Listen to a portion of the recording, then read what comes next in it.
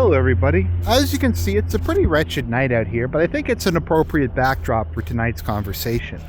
We're going to be talking about Attack on Titan, the final episode. And I'm pretty sure it's the final episode this time.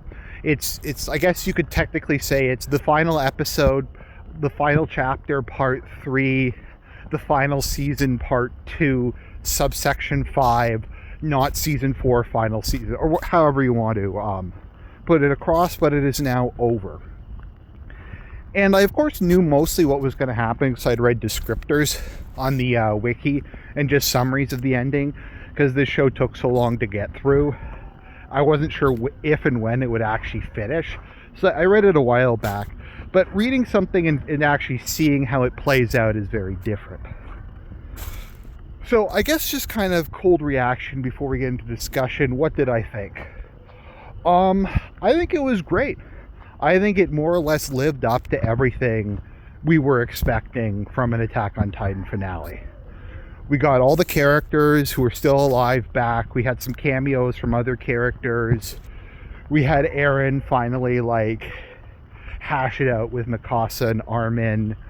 We had truly spectacular action scenes. One of the things I've heard that it took so long is they weren't even sure how they were going to animate half of this stuff.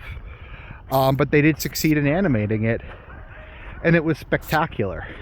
And I think if anything could have been a fitting conclusion to Attack on Titan, I think that this succeeded. Now, there was these 100% confirmed leak rumors that the ending was going to be completely different, and that, this was actually an alternate timeline, because Eren said something in the first episode where he said, "Mikasa, your hair's long," because he had woken up from, I don't know, it gets really confusing in Attack on Titan when we start to get into the time travel aspects of it. But there was apparently some changes, but not too many, and nothing super significant, other than maybe the very end during the credits. But that being said, let's talk about what happens at the end of Attack on Titan. Now, the vast majority of this episode is action scenes, which is fine, but it makes it a bit easier to summarize. So the remaining scouts and Marleyan warriors manage to catch up with Eren Yeager. He's able to summon all the past wielders of the Titans, and they basically fight them for a long period of time. One by one, people get taken out or worn down or something like that. And they are able to get down on Eren, blow him out of the Founding Titan. Eren's kind of continuing to go forward to try to make it to the... so he can restart the rumbling. Mikasa manages to come in and cut off his head and kill him. She leaves to bury him in an unknown place so that, because they know he won't have a proper funeral, surrounded by a world that hates him. So she takes him back to a tree in Paradis where they spent a lot of time as kids. As for everybody else, the World Alliance continues to exist. The Jaegerists install a fascist regime in Paradis and reform a military. And the movie ends with our heroes being hailed as the saviors of the world.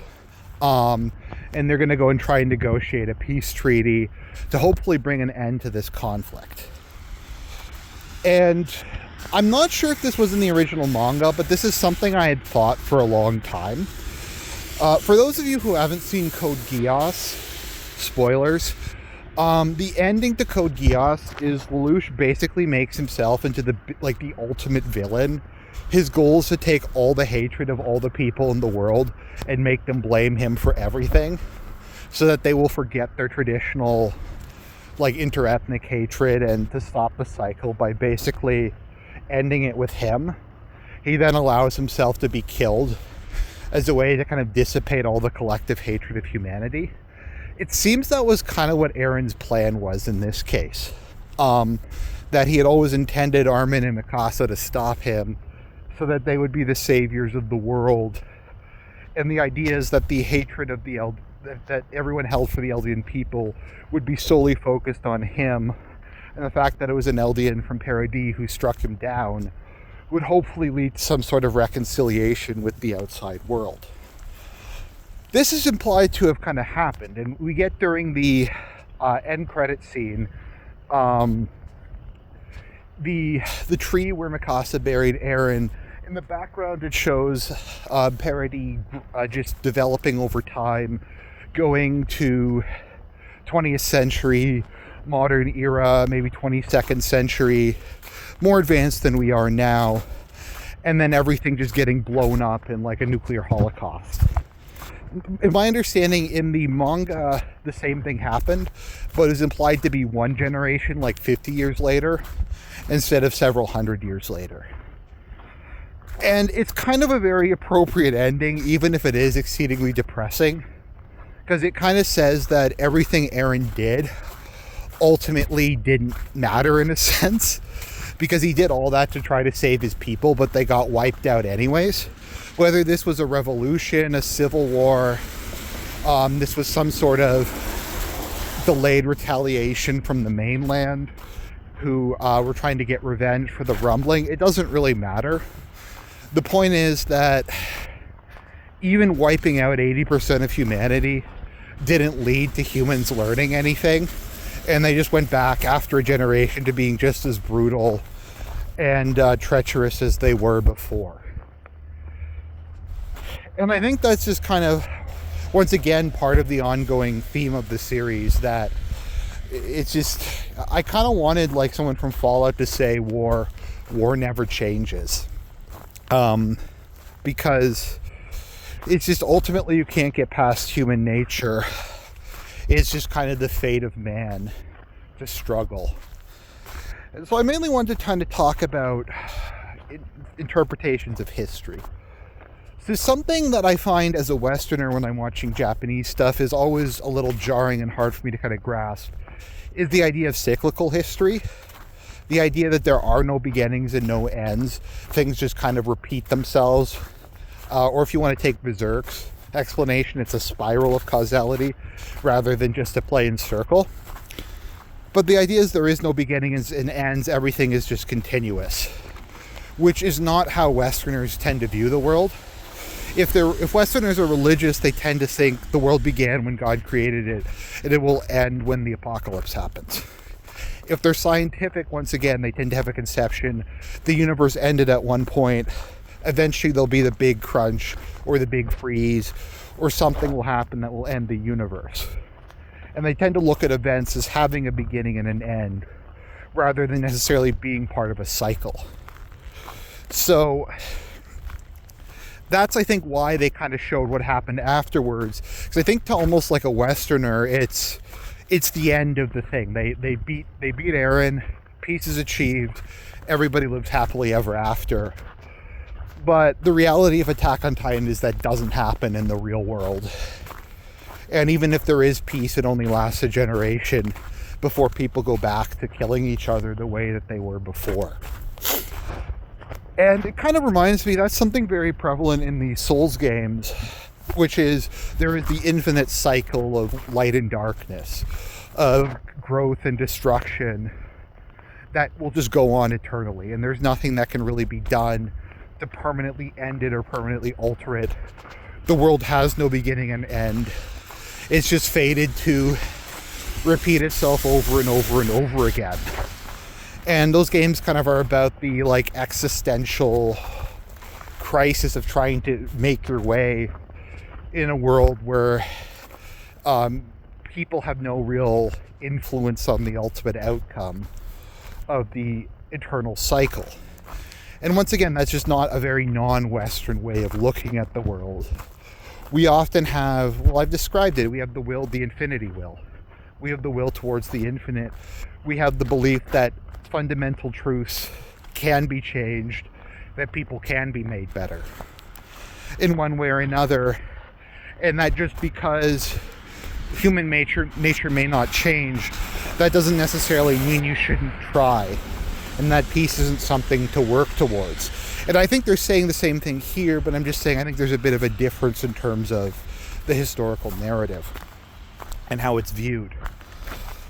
Something it did really remind me of is I remember when I was first learning about Buddhism and Hinduism, the idea of endless reincarnation just seemed terrifying to me. The idea that you would have to continually live your lives over and over again without your memory, so you wouldn't even really have the benefit of hindsight or your accumulated wisdom, and that basically, like, what's the expression from Lord of the Rings, like butter spread over too much bread, that your soul would just kind of keep getting worn down more and more as time went on, and there would never be an end and there would never be a beginning. It would just be this continuous cycle of existing in a corrupt, fallen world. Now, to some people, I guess, if we're going to talk about nirvana, it depends on how you define it, but there is an end, particularly in something like Pure Land Buddhism, wherein if you die in friendship with the one of the Buddhas, then you get to go to his pocket dimension and eventually attain enlightenment, and you can free yourself from the cycle that way. But just going back to what we see, like I think part of what it's trying to say at the ending is everything is impermanent. That everything Armin and Mikasa and Eren and everybody else fought for will eventually turn to dust. It will be forgotten like tears in the rain.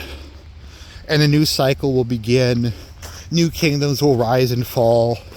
They'll be forgotten whatsoever. What's the line from Ecclesiastes? Vanity, vanity, all is vanity. And I do think that is how, like, a non-Christian worldview tends to eventually come to, is that history is just this endless cycle of suffering, of things being continually made and lost, until either humanity succeeds in exterminating itself, or, I don't know, I guess it just goes on, unless humanity wipes itself out. You see this in a lot of SMT games where, I think in particular SMT4, one of the answers is to create a black hole big enough to destroy the universe, to free it from the cycle of rebirth. That the only way that annihilation is the only end to the world, to the cycle. Whereas in Christianity, we have an understanding that the world has a beginning and an end, and that we as individuals have a beginning and an end. We have a birth and a death, and man only has to die once before the final judgment. If I'm kind of streaming some stream of consciousness stuff together, well, it is what it is. And this is something kind of when I'm feeling more philosophical, I do sometimes think that perhaps ultimately Tolkien is right. That death is a gift. That God gave us mortality and didn't allow us to also eat from the tree of life, so we would not have to persist eternally in a fallen world. That before our burdens become more than we bear, before we kind of collapse under the weight of the corruption around us, our lives do come to an end and we move beyond it. And that's that's why it's called the gift of men, although it's not immediately obvious in the context of Lord of the Rings, because they're nowhere near the end of the world. But the elves and the Valar and the Maiar are stuck there until the world ends. When men die, they move beyond, presumably to achieve the beatific vision, but they're no longer bound to the world in its gradually decaying state. It is said that even by the end, even the Vala will envy men for their ability to die. And perhaps that's true, that is the gift. I don't think Tolkien was necessarily responding to Eastern philosophies, but I guess kind of, to a certain extent, it is kind of a response to it, that death is the gift of men. It means we don't have to indefinitely see the cycle of death, rebirth, destruction, creation.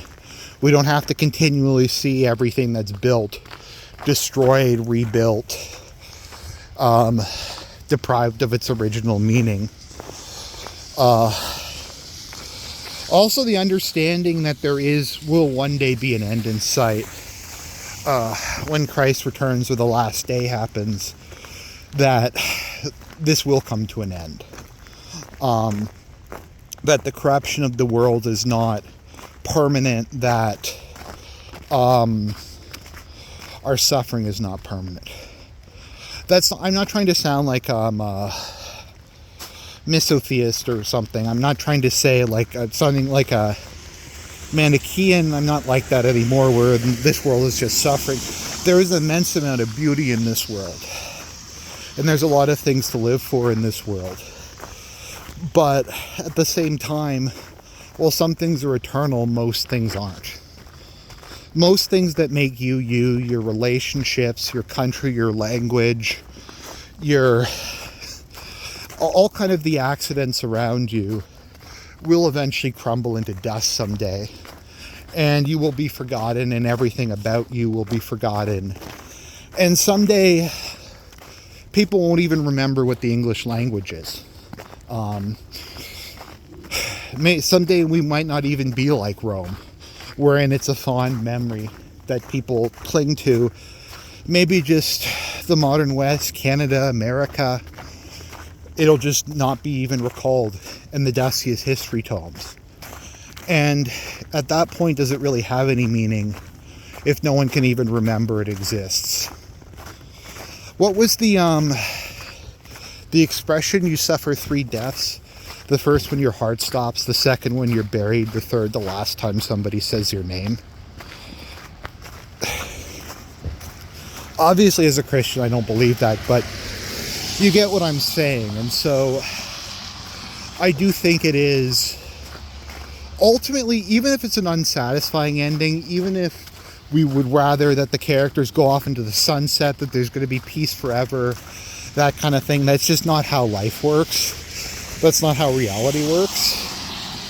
But if you don't have a worldview that states that eventually there will be an end to all of this, one way or another, then that is it. Then you'll just have an infinite number of Eren Jaegers, an infinite number of rumblings, an infinite amount of human suffering until one of them succeeds and we become free from the world being destroyed. So, those are my thoughts on the Attack on Titan series finale. I really enjoyed it. God bless everybody. I'll talk to you again soon.